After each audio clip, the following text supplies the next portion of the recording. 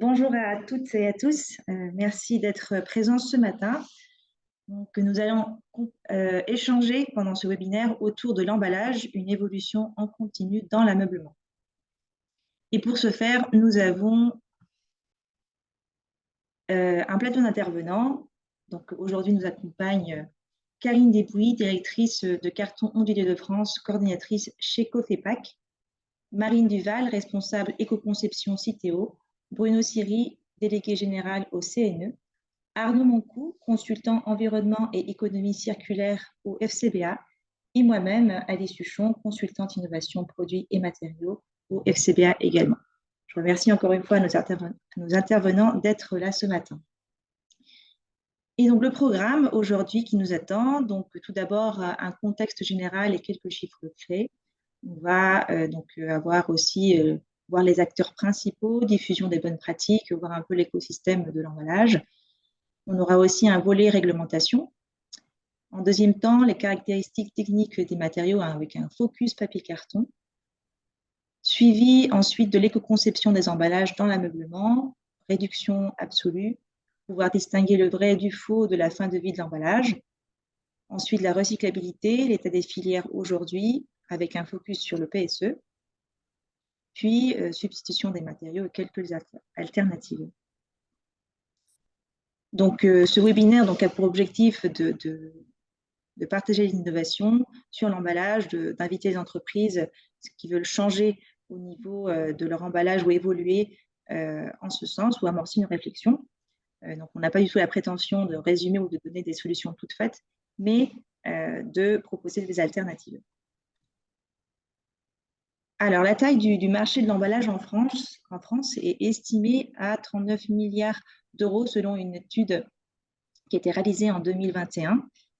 Donc, ça, c'est au niveau en France. Et au niveau mondial, le marché français aussi pèse assez grandement. Donc, déjà en 2017, c'était pesé 21 millions d'euros. On remarque aussi que la part de l'emballage dans l'industrie de l'ameublement est assez significative au niveau des coûts de logistique qui va s'étaler généralement entre 5 et 10% sur le coût total.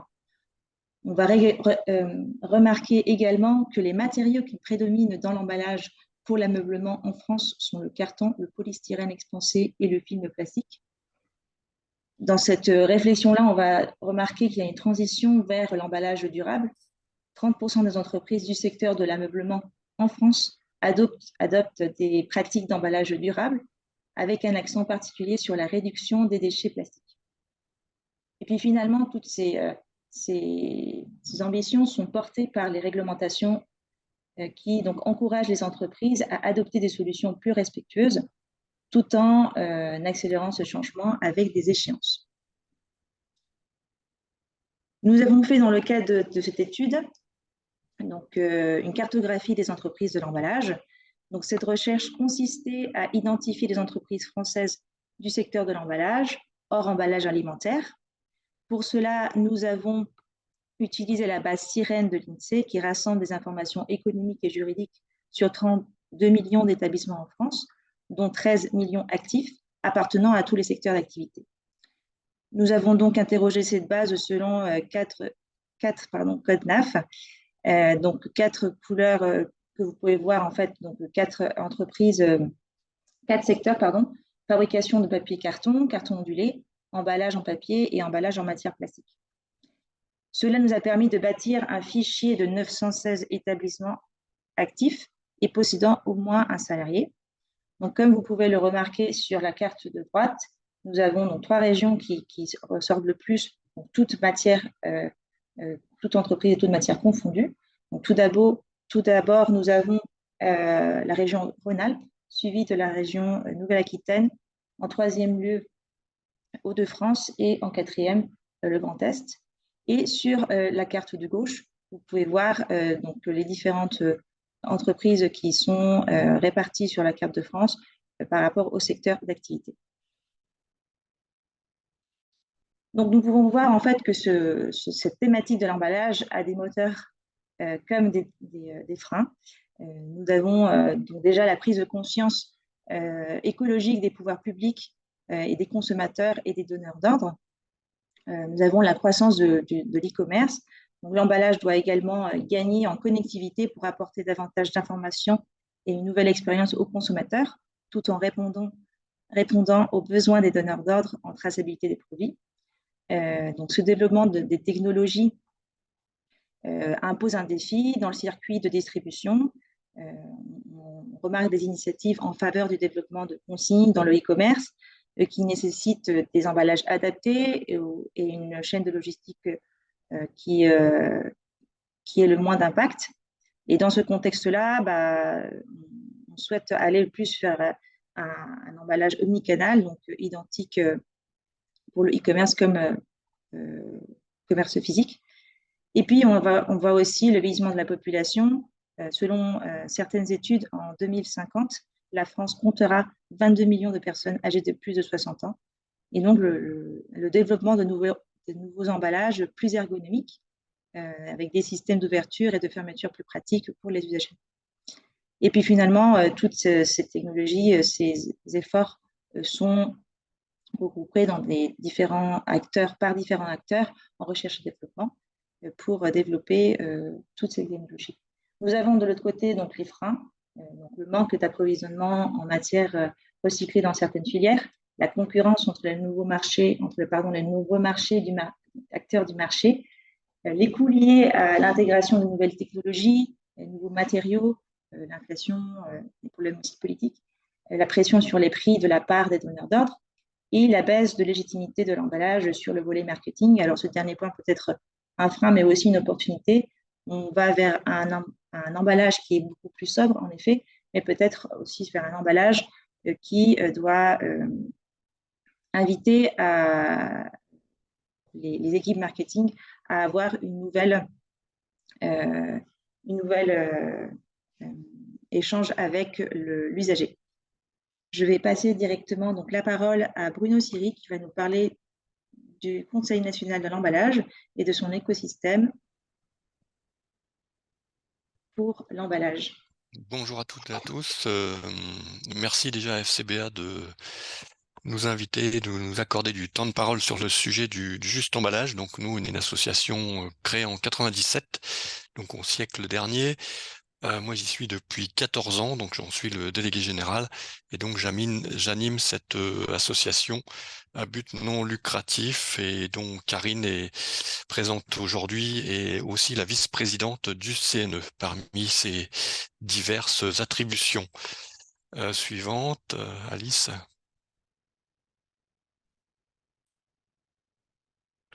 Voilà, donc on œuvre sur ce qui s'appelle le juste emballage. Donc juste emballage, ça signifie simplement, pour faire très court, un emballage qui soit ni trop d'emballage, ni trop peu d'emballage. Donc ni trop d'emballage, c'est la législation, et ni trop peu, c'est bien évidemment que l'emballage a des fonctionnalités et qu'on ne doit pas perdre le produit ou perdre le consommateur. Je pense que c'est assez clair pour tout le monde. Donc on existe depuis 97, on est au bénéfice de tous, on est un acteur de rédaction et de diffusion de bonnes pratiques sur la base des modes de consommation existants et on a une autorité morale reconnue et on travaille notamment étroitement avec l'ADEME sur les divers chantiers qu'ils peuvent mener. Et on pourrait résumer que le CNE, c'est un think tank au sens anglais du terme, donc une plateforme d'intelligence collective. Suivante. Voilà, donc notre organisation, donc on a 2 salariés, donc moi-même et Maryse, notre assistante, et notre président Michel Fontaine, bénévole, et un expert marque et emballage, Gilles Paco, bénévole aussi. Donc on n'est pas franco-français, on travaille en interface avec beaucoup d'entités que vous connaissez sans doute, hein, notamment européennes, dans le cadre du PPWR qui a lieu en ce moment, donc Packaging and Packaging Waste Regulation, qui va normalement être publié sous peu. Donc on est main dans la main avec Europène pour connaître les derniers tenants et aboutissants de ce nouveau règlement. On travaille avec Ameripen pour les US puisqu'ils avaient besoin ils ont monté un chantier d'éco-conception, donc on les a aussi un petit peu aidés sur ces sujets-là. Impen, c'est à Londres. Et on travaille avec des partenaires, comme j'ai dit tout à l'heure, avec l'ADEME, les universités, puisqu'on fait un concours qu'on verra tout à l'heure auprès des étudiants qui sert de liant entre l'université et le monde industriel. Je passe des détails sur la Corée du Sud, le Brésil, le Japon et le Québec, mais on a des liens assez étroits pour comprendre un petit peu les modes de consommation et l'emballage associé.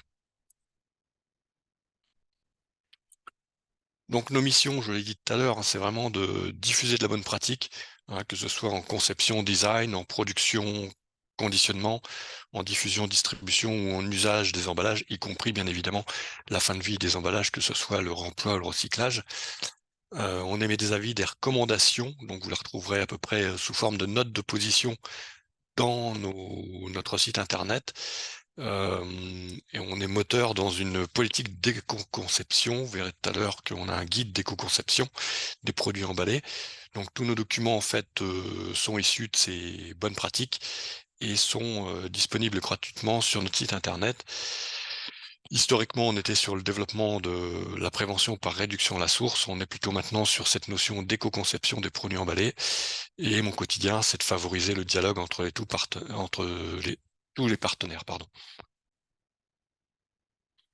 Voilà, donc l'écosystème du produit emballé, hein, on a tous ces gens-là autour de la table, donc les matériaux d'emballage, les fabricants d'emballage, les entreprises de grande consommation, la distribution, la fin de vie, donc avec les éco-organismes et Fédérec pour le recyclage, les collectivités locales, les associations de consommateurs protection de l'environnement, les designers, les fabricants de machines et autres professionnels de l'emballage, notamment l'événementiel.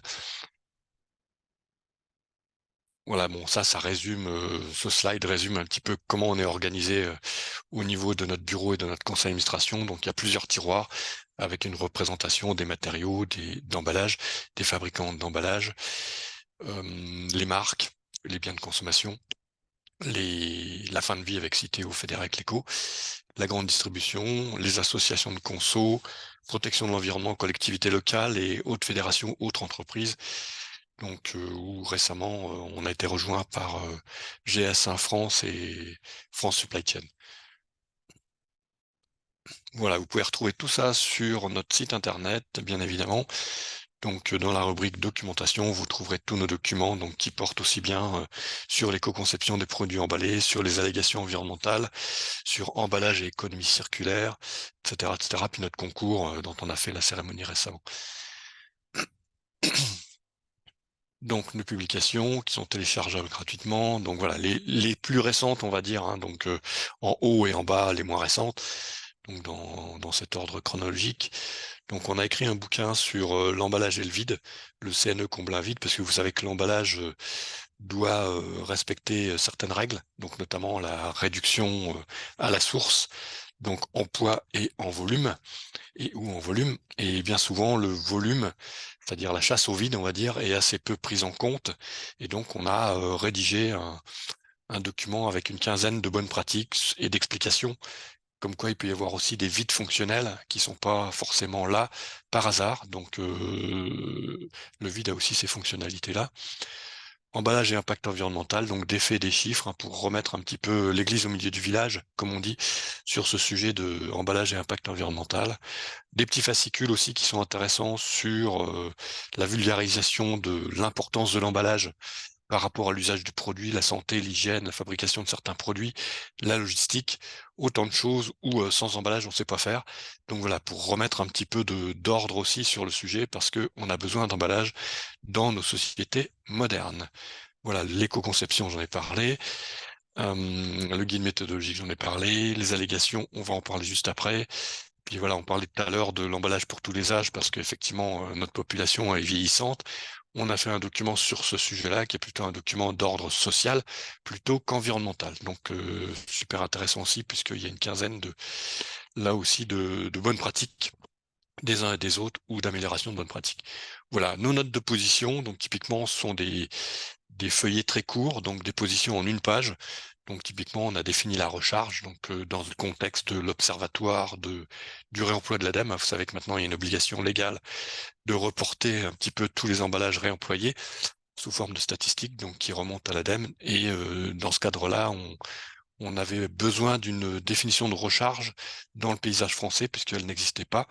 Et donc, elle a été reprise par l'ADEME dans son observatoire, une note de position sur le compostage, ce qu'on en pense par rapport aux emballages, la notion de emballage et arbre coupé, les emballages comestibles, les emballages véganes, les emballages bio, donc tout ça, ça ressort un petit peu d'allégations environnementales, si on veut. Donc tout ça, vous pouvez les retrouver dans notre site internet. En termes d'événementiel, on organise des matinées, typiquement, on appelle CNE Pack Focus, qui sont réservées à nos adhérents, mais payantes pour les non-adhérents. Donc voilà, vous avez les différents thèmes qu'on a pu réaliser depuis 2019, puisque c'est quelque chose qu'on a initié en 2019, juste un peu après ou pendant le Covid, si vous voulez, donc c'était un petit peu pas évident. Derrière, donc effectivement, il y en a une qui est en cours de définition en 2024, qui aura lieu le 2 avril prochain. Donc notez ça sur vos tablettes. Et juste, voilà, une des matinées, le programme évoqué du 15 septembre dernier, où en fait on fait intervenir des speakers d'importance sur des sujets dont ils sont spécialistes, hein, donc typiquement, voilà, donc avec des retours d'expérience, que ce soit chez Renault, chez Knauf, avec Karen pour le carton ondulé de France, et puis pour Saïkapak aussi pour tout ce qui est un emballage sur mesure, et la France Supply Chain aussi qu'on a fait intervenir, et le PDG d'une startup qui s'appelle The Packager. Donc voilà, on a une panoplie qui couvre les producteurs d'emballage, les utilisateurs et d'autres sujets. Voilà, ça donne ça en termes de photos. Bon, on fait aussi, on peut passer à la suivante. Donc on fait aussi on a fait un colloque, pardon, au ministère à la DGE à Bercy. Donc on va essayer de renouveler ça aussi, l'expérience, mais c'est un peu plus lourd à monter et à mener. Donc là, on travaille ça avec des adhérents, bien évidemment. Donc à l'époque, ça s'appelait Emballage et Machine, accélérons la transition. Voilà. On a un concours, j'en ai parlé tout à l'heure, donc ça c'est un emballage pour demain, c'est essayer de faire travailler les étudiants. Donc en général, on a une dizaine d'écoles d'étudiants en PAC ou en ingénierie ou en agroalimentaire ou en cosmétique qui nous rejoignent sur ce sujet-là et donc ils inventent l'emballage de demain. Donc là, il y a quelques exemples, hein, mais bon, en fait, ce concours, c'est tout simplement je veux dire, une excuse pour faire du lien, en fait, un prétexte pour faire du lien entre les écoles et le monde industriel qui recherche fortement des techniciens packaging et des ingénieurs packaging, puisqu'il y a un déficit en ce moment, un déficit récurrent depuis facilement une dizaine d'années. Donc on essaye de faire ce lien-là, et ça marche plutôt pas mal. Voilà, on a des newsletters aussi, on fait 4 newsletters par an, qui sont constitués de trois interviews à chaque fois, hein. Donc typiquement, une des plus récentes, et on va en faire encore une qui va paraître là cette semaine, où on a interrogé le président de l'INDP, donc l'Institut national du design packaging. C'est tout simplement un adhérent chez nous, hein. Idem pour Ellipso, c'est le délégué général donc des emballages plastiques et souples. Donc voilà, puis bien évidemment on interroge d'autres personnes, hein, qui comptent dans le paysage, on va dire, du produit emballé. Voilà. Juste en quelques mots, on a un deuxième pilier, une deuxième jambe, on va dire, au CNE, la première étant l'éco-conception des produits emballés avec un guide méthodologique. On a aussi une deuxième jambe avec un guide rédactionnel sur les allégations environnementales. Mon emballage est vert, mon emballage fait du bien à la planète, etc., etc. Donc on a écrit un guide rédactionnel qu'on a révisé en juin 2023 et c'est quelque chose qui existe depuis 2013, ce document-là.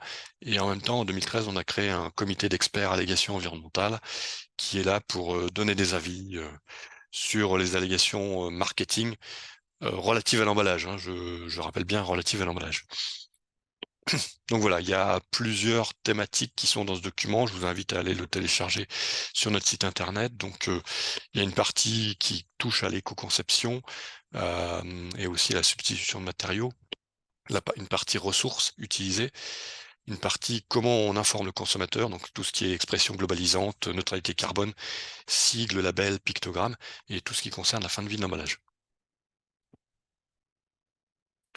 Voilà, donc les réglementations, je vais pas rentrer dans le détail non plus de ces réglementations, hein, mais typiquement on a la loi AGEC, donc il faut mieux connaître et apprendre par cœur. Donc normalement, au bout de 4 ans, il devrait y avoir je dirais un compte-rendu de l'état de l'art de cette loi.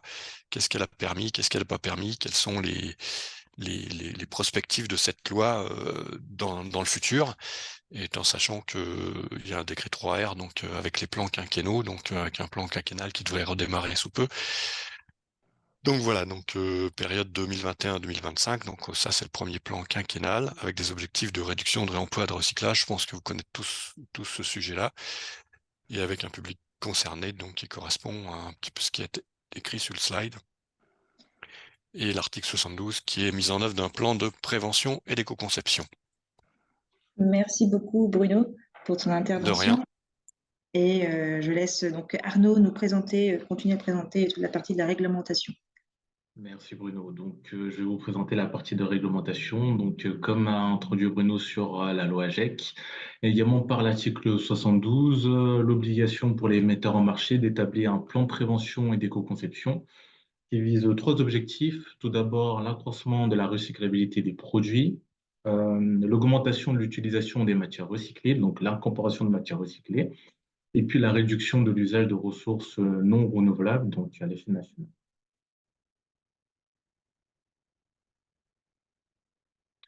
En complément de la loi GEC, nous avons l'article 13 qui stipule donc l'obligation donc de communiquer l'information aux consommateurs sur des qualités et caractéristiques environnementales, puisque depuis donc le décret de 2022, les producteurs et donc importateurs doivent mettre à disposition du consommateur sur une page spécifique, donc de façon dématérialisée, les informations suivantes, c'est-à-dire donc vis-à-vis donc de la REP emballage ménager, le taux d'incorporation de matières recyclées selon des mentions bien spécifiques qui sont détaillées dans le décret 2022-748, la possibilité de réemploi, la recyclabilité, la présence de substances dangereuses et les primes et pénalités.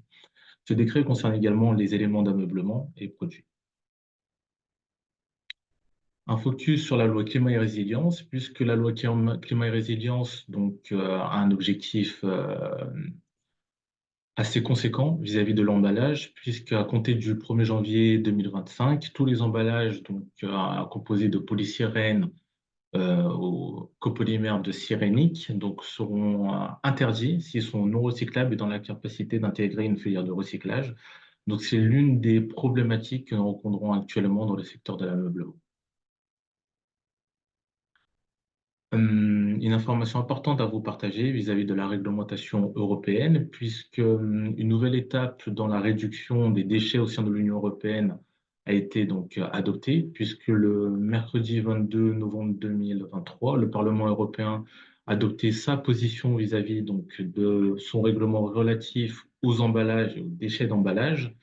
Pour information, le Parlement européen rappelle que chaque citoyen européen génère quasiment 190 kilos de déchets d'emballage par an.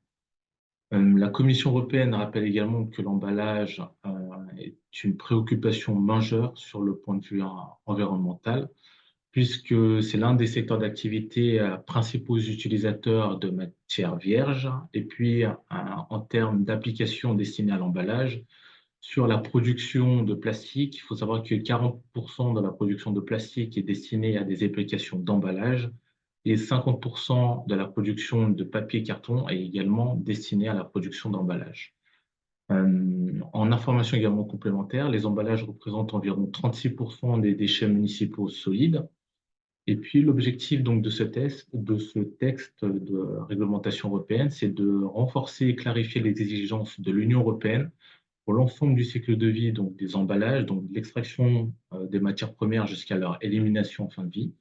Nous avons trois objectifs spécifiques qui sont la réduction donc, de production de déchets d'emballage, promouvoir l'économie circulaire pour les emballages de manière rentable et puis augmenter l'incorporation de matières recyclées. Ce texte est composé donc de 12 chapitres constitués de 63 articles et puis en termes de périmètre, ça concerne tous les emballages, quel que soit le matériau utilisé et tous les déchets d'emballage, indépendamment du contexte dans lequel ils sont employés. Concernant donc ce texte de réglementation européen, le but, c'est pas de décortiquer l'ensemble de ce texte, mais vous expliquer certains points spécifiques notamment l'article 7, qui est une obligation sur le contenu en recyclé, donc minimum à respecter, à partir de déchets plastiques post-consommation par unité d'emballage plastique. Le tableau ci-dessous présente 4 familles de matériaux et puis 2 jalons. Un jalon à partir du 1er janvier 2030 et le deuxième jalon à partir du 1er janvier 2040. En termes de matériaux, nous avons les matériaux pour emballage sensible. Donc, quand on parle emballage pour produits sensibles, pardon. Quand on parle de produits sensibles, ce sont des réglementations spécifiques liées aux produits cosmétiques, les denrées alimentaires, mais également hygiéniques, dont le composant principal est donc le PET. Donc, on aura une obligation d'incorporation de matières recyclées minimale de 30% à compter du 1er janvier 2030. Pour les matériaux d'emballage pour produits sensibles autres que le PET, donc pour les matériaux plastiques, donc à partir de 2030, un taux d'incorporation minimal de 10%, et puis 2040 de 50%. Pour les bouteilles de boissons en plastique à usage unique, un taux d'incorporation minimal de 30% à partir de 2030 et de 65% à partir de 2040. Et pour les matériaux d'emballage, notamment communément employés dans le secteur de l'ameublement, nous aurons donc une obligation pour les producteurs d'emballage d'avoir un taux d'incorporation minimal de 35% à compter du 1er janvier 2030 et 65%.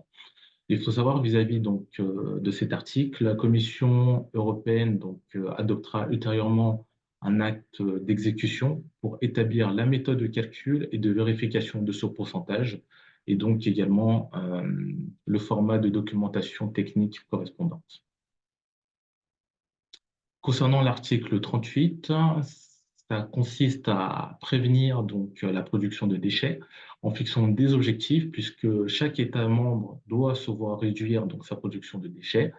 Et nous avons des objectifs de référence, puisqu'il a annoncé une réduction d'ici 2030 de 5% des déchets d'emballage par habitant par rapport à l'année de 2018, de 10% d'ici 2035 et de 15% d'ici 2040. En complément d'information, il faut savoir que les États membres doivent mettre en œuvre des mesures telles que des instruments économiques et autres pour inciter à l'application de la hiérarchie des déchets, mais également de prévenir de la production des déchets plastiques et réduire les impacts environnementaux. Et puis pour finir, dernière information à vous partager, qui est assez importante vis-à-vis de cette réglementation européenne, c'est le pourcentage minimal de taux de recyclage par famille de matériaux, puisque nous avons des objectifs à compter de 2025, au plus tard le 31 décembre 2025, et 2030 par famille de matériaux. Comme vous pouvez l'observer, un taux de recyclage qui est fixé à 50% comme objectif pour le plastique, à 55% d'ici 2030. Et puis, si nous regardons, par exemple, le papier et le carton, nous avons un objectif de 75% de taux de recyclage en 2025 et d'ici 2030, 85%. Je vais laisser la parole à Karine Desbouilly qui va vous parler des caractéristiques techniques pour les familles d'emballage papier-carton.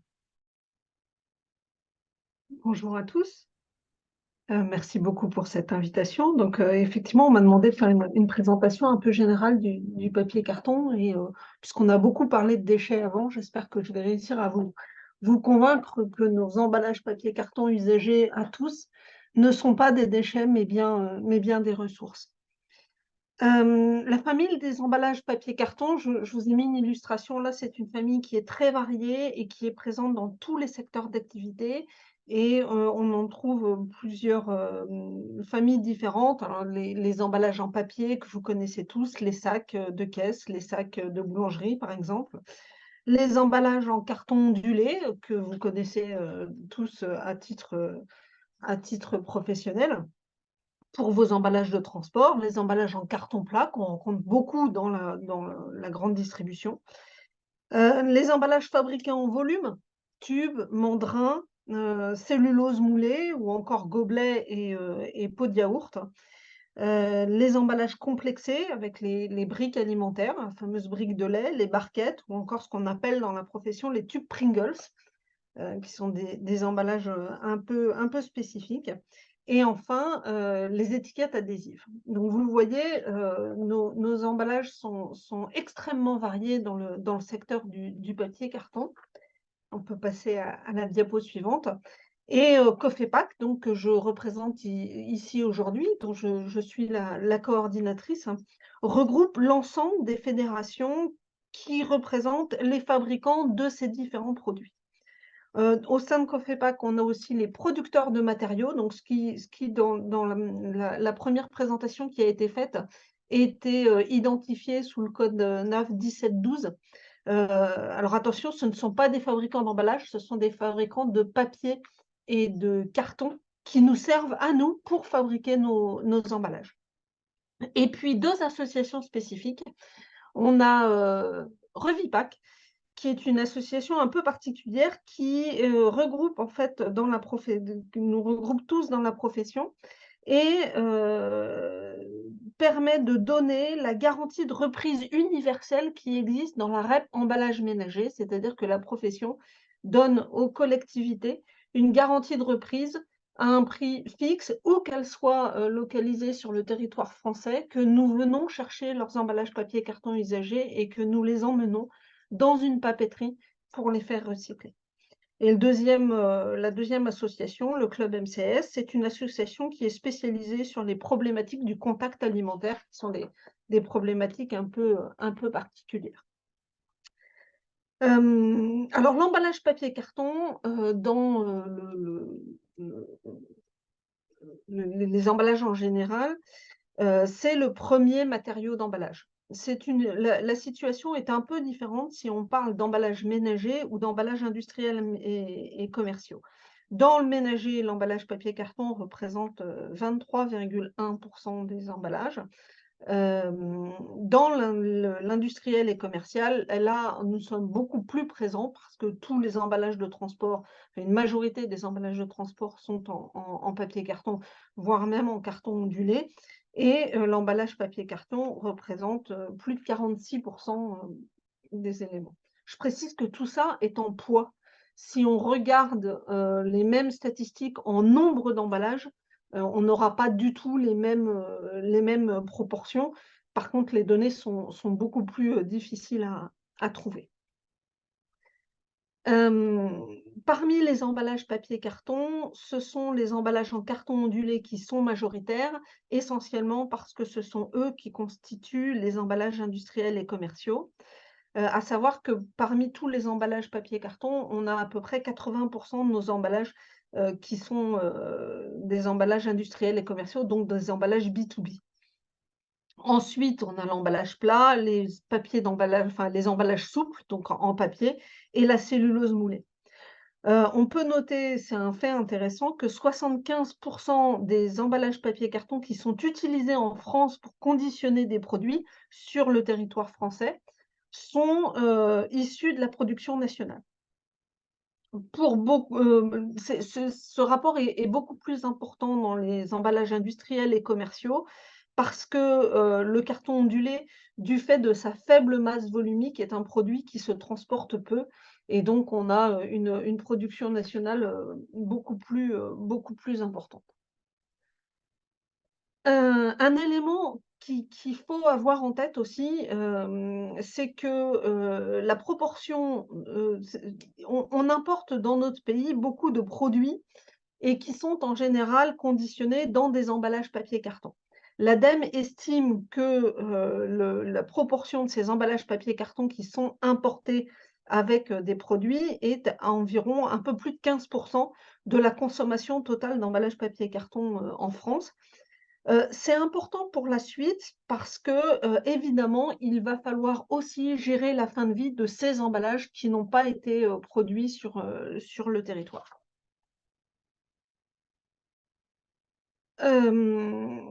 Car une des spécificités du secteur papier-carton est qu'il est très organisé en économie circulaire, avec en fait, l'économie circulaire, c'est quoi? C'est optimiser l'usage de cette ressource qu'on utilise, hein, même si elle est durable. Il faut l'utiliser au maximum et le plus longtemps possible. Et pour ça, il y a 2 moyens. C'est soit minimiser les quantités utilisées, soit maximiser sa durée de vie utile. Pour minimiser les quantités utilisées, Bruno Siri en a parlé tout à l'heure. Il s'agit d'abord de mettre en œuvre les bonnes pratiques d'éco-conception. Ces bonnes pratiques si on peut passer à la diapo suivante. Ces bonnes pratiques d'éco-conception, elles doivent se considérer dans le système d'emballage. Et c'est particulièrement important de prendre ça en compte parce que réduire un emballage primaire peut amener à augmenter un emballage de transport. Et auquel cas, le bilan global n'est pas forcément plus bénéfique pour l'environnement. Donc, toute mesure d'éco-conception doit bien se concevoir en prenant en compte la totalité du système d'emballage. Une mesure d'éco-conception, ça doit aussi être fait en adaptant l'emballage non seulement aux produits, mais pas uniquement. L'emballage doit être aussi adapté à la chaîne logistique, aux conditions de stockage, aux conditions de distribution, etc. Et donc, il est important de prendre en compte toutes ces considérations. Ce qui est le cas enfin, probablement partout dans tous les emballages, dans le papier carton, environ 95% des emballages papier carton sont conçus sur mesure. Il y a assez peu de standards. Et enfin, non, juste revenir, voilà. Et enfin, sur l'évolution du poids moyen du carton ondulé, bien, tout ça, c'est une façon d'illustrer que on améliore toujours les techniques de fabrication des matériaux et des emballages. Donc ici, vous voyez par exemple l'évolution du poids moyen du carton ondulé. Donc en 15 ans, le poids s'est réduit d'à peu près 10%, tout en conservant évidemment des caractéristiques techniques équivalentes. Donc, il y a aussi un travail d'amélioration constant des technologies qui sont utilisées. Maximiser la durée de vie, c'est aussi maximiser la durée de vie de cette ressource. Nous, c'est la fibre de cellulose, hein. C'est l'utiliser le plus longtemps et le plus efficacement possible. Et dans ce cas-là, il y a deux modèles qui sont possibles. C'est soit on réemploie l'objet qu'on a fabriqué avec la ressource qui a été extraite, soit on réutilise la matière de cet objet. Et pour ce qui concerne le papier carton, on est très peu adapté au réemploi. Le papier carton est une matière vivante qui vieillit. Il est donc difficile de concevoir des emballages qui se réemploient sur de longues durées. Par contre, on a une facilité particulière à réutiliser cette matière via le recyclage. Et c'est cette organisation circulaire qui a été développée de façon très importante par notre secteur depuis de nombreuses années. Donc, la filière papier-carton est organisée en boucle, une boucle qui est quasi fermée et que j'ai essayé de vous illustrer ici dans toutes ses composantes. 9 emballages papier-carton sur 10 sont récupérés pour être retransformés en emballages papier-carton. Vous vous rappelez, je vous ai dit, on a fait rentrer un certain nombre d'emballages qui emballaient des produits sur notre territoire et qui venaient de pays tiers. Eh bien, dans ces 9 emballages sur 10 qui sont recyclés, on compte aussi ceux qui entrent sur le territoire avec les produits. En 2021, d'après les derniers chiffres de l'ADEME, que l'ADEME donc a calculé selon la nouvelle méthode européenne de comptabilisation des taux de recyclage, le taux de recyclage du papier carton en France est de 85,6%. Ce qui veut dire qu'en France, nous respectons déjà nos objectifs de recyclage à horizon 2030. En moyenne, dans les emballages papier carton, nous incorporons 80% de fibres recyclées. C'est très différent selon les types d'emballage papier carton et selon les usages qu'on en fait. Par exemple, dans l'ondulé, le taux d'intégration moyen est de 89%. Donc en fait, selon les usages et selon les besoins techniques, on va privilégier plus ou moins de fibres vierges. Mais l'essentiel de notre ressource, eh bien, la fibre recyclée. Et enfin, notre matière première, hein, qui est renouvelable et réutilisable plus de 25 fois. C'est-à-dire qu'il y a eu des études scientifiques qui ont été faites récemment et on peut réutiliser la fibre de cellulose plus de 25 fois. Le labo s'est arrêté à 25 fois parce qu'il ne voyait pas d'évolution dans les résultats. On peut utiliser la fibre de cellulose plus de 25 fois. Alors, je vais tout de suite parler de cette idée qui circule souvent où on dit la fibre de cellulose est réutilisable 7 fois. En fait, ce chiffre de 7 fois correspond plus par calcul, hein, on n'est pas capable de tracer une fibre de cellulose, mais par calcul, on a calculé que dans la réalité industrielle aujourd'hui, on réutilisait la fibre environ 7 fois. C'est aussi évolutif parce qu'aujourd'hui, on serait plus à 8 utilisations de la fibre. Ceci étant la différence entre 7 fois et 25 fois étant essentiellement due aux pertes de notre boucle. Et les pertes de notre boucle se situent majoritairement au niveau du défaut de collecte des emballages ménagers qui ne reviennent pas tous dans la poubelle jaune. Je voudrais maintenant aborder quelques idées reçues. Alors la première, je pense que tout le monde ici est très au courant de tout ça. Je vous l'ai dit tout à l'heure, quand on utilise de la fibre vierge, cette fibre vierge, elle est en général issue de forêts gérées durablement, souvent certifiées FSC ou PEFC. Et à noter qu'en général, on n'abat pas d'arbres pour faire du papier et notre secteur utilise bien les coproduits des industries du bois d'œuvre en grande majorité pour fabriquer le papier ou le carton dont on a besoin en fibre vierge. Notre boucle qui existe à un niveau mondial est une boucle qui est en constante évolution et on voit son efficacité augmenter au fil des années. Je vous ai parlé du nombre de réutilisations tout à l'heure. On était plutôt sur 7 fois, on arrive plutôt sur 8 fois. Voici une autre illustration de l'amélioration de cette boucle. En 30 ans, dans le monde, la consommation de papier et carton a doublé. Et sur cette même période, celle de pâte à papier bois, c'est-à-dire de fibres vierges, est restée stable. Ce qui montre bien qu'on utilise de plus en plus efficacement les fibres recyclées et qu'on arrive à valoriser de mieux en mieux la ressource qu'on utilise. On entend aussi beaucoup dire que nous exportons nos papiers cartons à recycler, avec parfois un reproche sur le fait de faire gérer nos déchets aux pays étrangers et notamment aux pays asiatiques. Alors effectivement, on exporte ce qu'on appelle dans notre jargon les PCR, papier carton à recycler.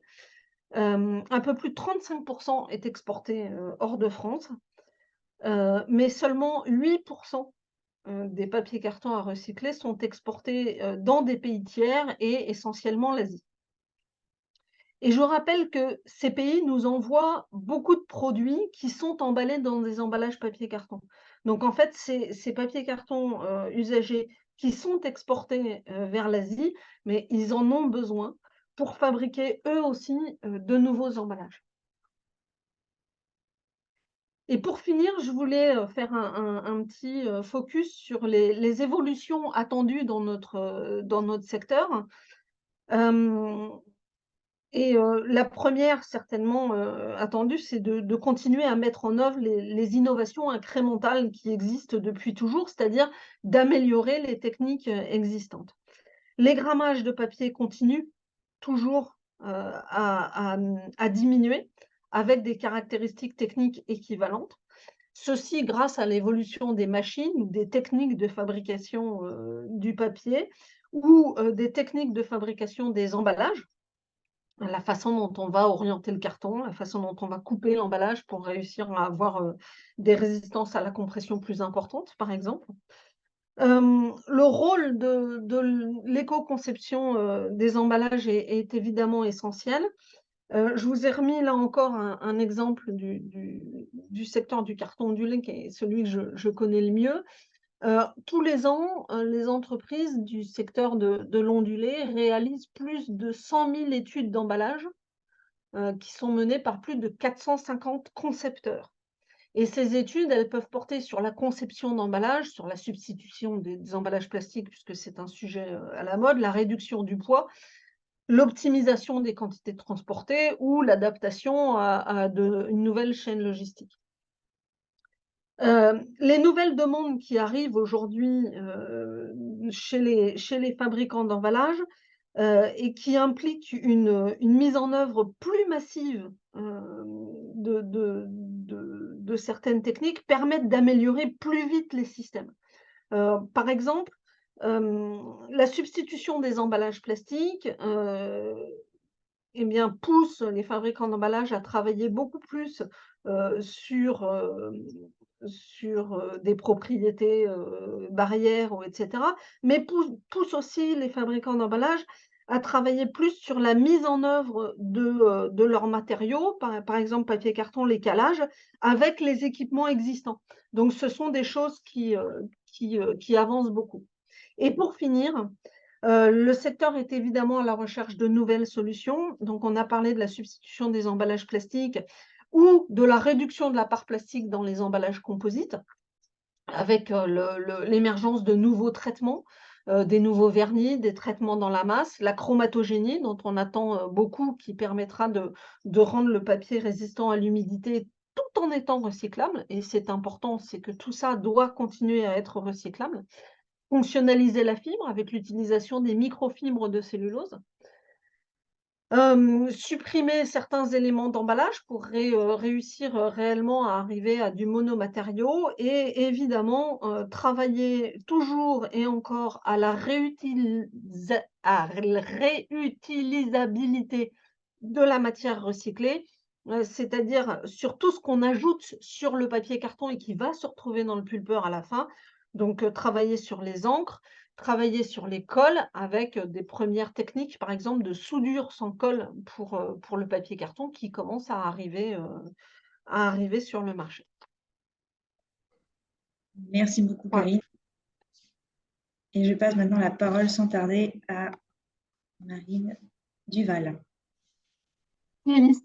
Donc Marine Duval, donc dans le service éco-conception chez Citeo. Donc Citeo, l'éco-organisme pour les deux REP, donc la REP emballage ménager, la REP papier graphique. Je vais essayer de faire rapidement parce qu'il est déjà 50 passés.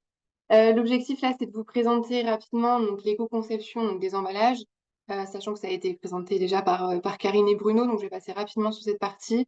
Et l'objectif ensuite sera de développer la partie filière de recyclabilité et un focus sur les calages en PSE.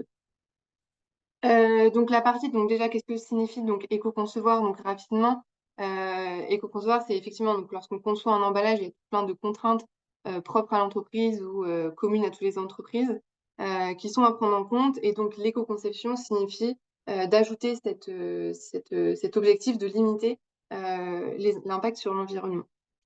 Donc sur la slide suivante, donc quand on parle donc d'éco-conception donc des emballages, on parle d'axes clés pour réduire les emballages. On parle en général pour les emballages ménagers donc des 3R qui découlent du décret 3R, qui sont donc réduction, réemploi, recyclage.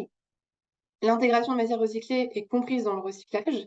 Et donc on ajoute volontairement un quatrième axe qui est travailler sur l'origine de la matière, donc qui englobe l'intégration de matières recyclées, mais également en parallèle, potentiellement, de pouvoir travailler sur le caractère renouvelable, des certifications de gestion de ressources, etc. Et donc, cette approche par axe permet vraiment de résumer les grands enjeux d'éco-conception pour les emballages. Ensuite, donc là, l'objectif, donc rapidement, je vous déroule ces 3 axes clés.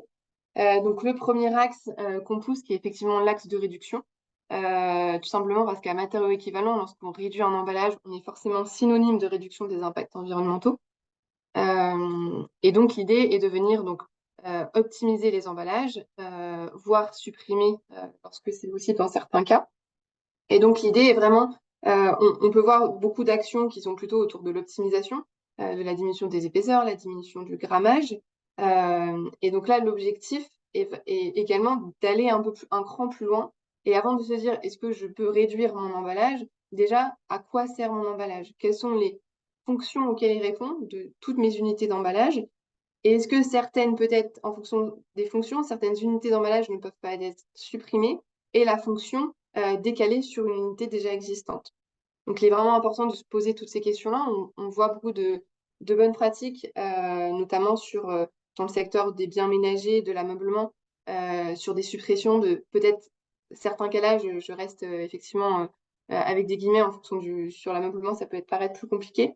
Mais voilà, en fonction de si on a des calages pour protéger des rayures ou protéger du maintien entre différents éléments, eh ben, il est possible d'optimiser l'emballage existant et de supprimer certaines unités qui portaient seulement cette fonction-là auparavant. Sur la partie ensuite recyclabilité, donc là, merci. Donc là, l'idée est de vous redonner à date l'état des filières de recyclage à vision 2025 en France sur les emballages ménagers. Donc principalement sur celles qui basées sur vos typologies d'emballage, celles qui vous concernent le plus. Donc sur tout ce qui est carton, souple, donc les sachets souples en PE. Aujourd'hui, les filières de recyclage sont bien efficientes. On a néanmoins sur la partie les souples en polypropylène et polyoléfine, qui est une filière en développement. Pourquoi on précise polyoléfine? Parce qu'on va aller sur cette nouvelle filière sur un recyclage chimique et donc on va pouvoir être capable d'accepter un mix de polyoléfine PPPE. Et après, donc effectivement, tous les autres types de sachets autres que polyoléfine ou PE ne seront pas acceptés et donc basculent dans les filières qui ne verront pas le jour.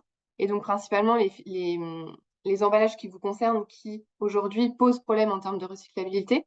On a donc les calages avec noir de carbone, notamment les coins en PP. Donc même si la filière rigide PP a sa filière de recyclage, s'il y a du noir de carbone dans le matériau, ça vient perturber donc effectivement en centre de tri et donc ça rend l'emballage non recyclable. Donc on a ce premier type d'emballage. On a également donc tout ce qui est mousse, donc mousse expansée, donc PS, PE, PP. J'y reviendrai sur ces trois-là juste après. La mousse PU, donc polyuréthane, aujourd'hui, n'a pas de filière de recyclage et il n'y en aura pas d'ici à 2025 ou plus tard. Donc cet emballage-là ne sera pas recyclable.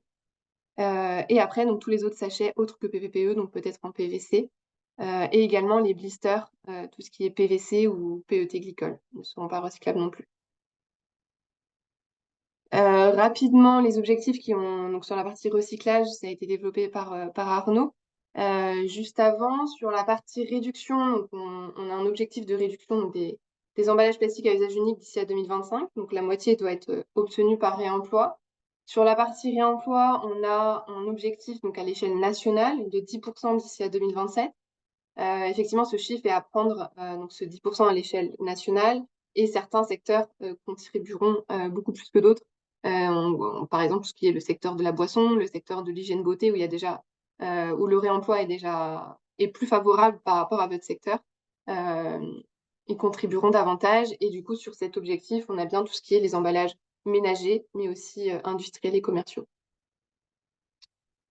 Donc sur la partie, donc le focus sur les emballages en PSE, alors je pense que vous êtes au courant qu'il y a une forte réglementation, un fort impact réglementaire. Donc au 1er janvier 2025, il y a une interdiction de mise en marché des emballages à base de styrène s'ils n'ont pas la capacité d'intégrer une filière de recyclage.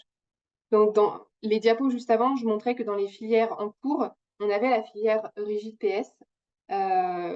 Et donc, on peut croire que tous les emballages PS intégreront cette filière. Or, cette filière est développée principalement pour le plus gros des gisements, donc les pots de yaourt, qui représentent plus de 60 000 tonnes, les pots de yaourt en PS. Et en autre emballage composé à base de styrène, on a aussi les calages en polystyrène qui vous impactent directement, et tout ce qui est aussi barquettes, notamment barquettes de volaille en XPS, et d'autres composés styréniques utilisés énormément dans la cosmétique. Donc tous ces emballages-là, tous ces types d'emballages-là aujourd'hui, donc le dispositif actuel ne permet pas de garantir la recyclabilité de ces emballages-là d'ici à 2025. Principalement, donc si je m'axe principalement sur le PSE, parce que le PSE, du fait de sa composition et du fait de sa légèreté, le fait qu'il soit composé de petites billes se délite dans les camions lorsqu'ils ramassent les poubelles de tri. Et lorsqu'il arrive dans le centre de tri, il est déjà en petits morceaux. Et donc, au vu en plus de sa légèreté, on n'arrive pas du tout à massifier ces tonnages-là. Donc, l'objectif aujourd'hui, Citeo, on travaille donc sur une feuille de route divisée en 2 axes. Donc, l'objectif est pour les emballages sur lesquels on se rend compte qu'il est possible, puisqu'on a mené donc, une quinzaine d'entretiens et on est encore en train d'en mener, de se rendre compte sur quelle catégorie d'emballage il est possible de passer sur d'autres alternatives. Et pour d'autres, on développe, il y a une expérimentation qui est en cours sur des nouveaux dispositifs de collecte. Sur toute cette partie-là, si vous avez, je présente juste après les alternatives, sur toute cette partie-là, si vous avez des questions, si vous souhaitez échanger avec nous sur les contraintes que vous avez par rapport à vos produits, à vos emballages, sur potentiellement des tests que vous avez déjà effectués sur des alternatives et que vous êtes client Citeo, donc n'hésitez pas à nous contacter. Je crois qu'Alice a mis dans tous les cas mon mail juste après. Donc n'hésitez pas à nous contacter pour échanger davantage à ce sujet. Rapidement, donc sur les solutions aujourd'hui, les alternatives identifiées pour se substituer des calages en PSE, je pense que vous les connaissez toutes. Donc si on part sur la partie de gauche, celles qui sont disponibles sur le marché sont toutes à base de carton. Carton qui peut être mis sous différentes formes. On retrouvera principalement pour remplacer le PSE de la cellulose moulée, du carton de nid d'abeille ou du carton ondulé. On continue à travailler le volet R&D, même si ça va au-delà du 1er janvier 2025. Cette partie R&D est tout du moins importante pour pouvoir substituer le PSE sur les catégories pour lesquelles aujourd'hui on n'arrive pas avec les solutions qui sont déjà disponibles sur le marché. Et enfin, donc la dernière slide. Donc là, l'objectif était de refaire un petit peu la vision sur les solutions qui sont plutôt risquées et les solutions non recyclables. Je m'explique. Sur la partie non recyclable, donc aujourd'hui, on peut voir des solutions émerger telles qu'à base de mycélium, de PLA, de PVC ou de mousse polyuréthane. Donc ça, ce sont bien des matériaux qui n'ont pas de filière de recyclage et qui ne seront donc pas recyclables. En parallèle, on a également une obligation dans la loi AGEC à 2030 que tout emballage puisse intégrer une filière de recyclage. Donc, c'est-à-dire que ce type d'emballage sera interdit de mise en marché à 2030. Et donc là, dans la partie choix plutôt risqué, donc on a le polystyrène donc expansé et également le PE, le PP, qui peuvent être sur certaines catégories de produits des alternatives. Aujourd'hui, on le classe dans choix plutôt risqué à date. L'objectif est bien sûr de se fixer et de le mettre dans la partie vert ou rouge le plus rapidement possible, parce que ces deux, donc les mousses PE-PP sont des mousses composées majoritairement d'air, comme le PS, et donc très très légères. Donc on se doute qu'au vu des résultats qu'on a obtenus en centre de tri sur le PSE, on aura le même type de résultats sur le PP et le PE. Donc on le tourne aujourd'hui comme des choix très risqués puisque le risque est d'aller sur ces solutions-là et qu'elles ne soient viables que pour 5 ans, puisqu'en fonction des tests qu'on va reconduire à nouveau, qu'ils soient interdits à 2030. Merci beaucoup, Marine. Merci à tous les intervenants et à tous d'être parmi nous, d'être restés jusqu'au bout.